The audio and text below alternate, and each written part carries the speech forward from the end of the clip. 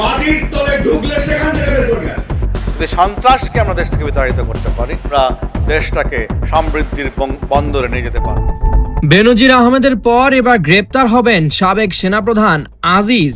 ইন্টারপোলের red নোটিশের ভিত্তিতে সংযুক্ত আরব আমিরাতের সাবেক পুলিশ প্রধান বেনজির আহমেদের চাঞ্চল্যকর গ্রেপ্তারের রেশ কাটতে না কাটতেই এবার আন্তর্জাতিক আইনি জালে পড়তে যাচ্ছেন আরেক প্রভাবশালী সাবেক সামরিক কর্মকর্তা, সাবেক সেনাপ্রধান জেনারেল অবসরপ্রাপ্ত আজিজ আহমেদ।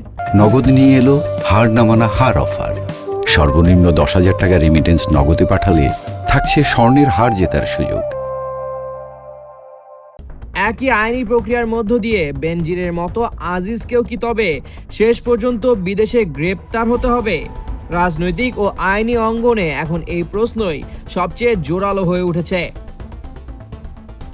2013 সালের 5 মে রাজধানীর মতিঝিলের শাপলা চত্বরে হেফাজতে ইসলামের সমাবেশকে ঘিরে সংঘটিত রক্তক্ষয়ী হত্যাকাণ্ডের ঘটনায় আন্তর্জাতিক অপরাধ ট্রাইব্যুনালে দায়ের করা মানবতা বিরোধী অপরাধের মামলায় অভিযুক্ত 41 আসামির অন্যতম এই সাবেক সেনাপ্রধান।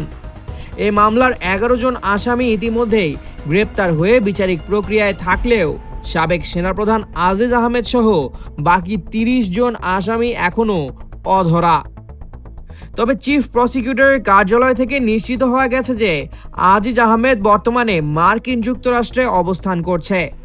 এই সুনির্দিষ্ট তথ্যের উপর ভিত্তি করেই গত 17 আগস্ট সাবেক এই সেনাপ্রধানকে গ্রেপ্তার করে দেশে ফিরিয়ে আনার উদ্দেশ্যে ইন্টারপোলের মাধ্যমে রেড নোটিশ জারি করার জন্য বাংলাদেশ পুলিশের ন্যাশনাল সেন্ট্রাল ব্যুরো এনসিবিকে আনুষ্ঠানিকভাবে চিঠি পাঠিয়েছে চিফ প্রসিকিউটর কার্যালয়।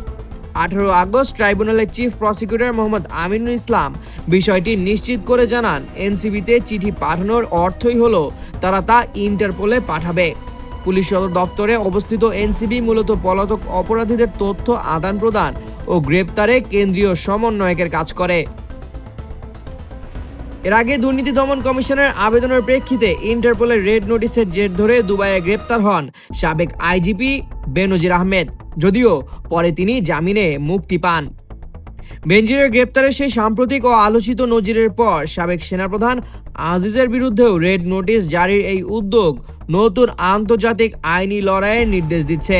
এখন দেখার বিষয়, ওয়াশিংটন ও ঢাকার এনসিবির আইনি ও কূটনৈতিক সমন্বয়ের মাধ্যমে যুক্তরাষ্ট্রের মাটি থেকে আজিজ আহমেদকে ফেরানো সম্ভব হয় কিনা।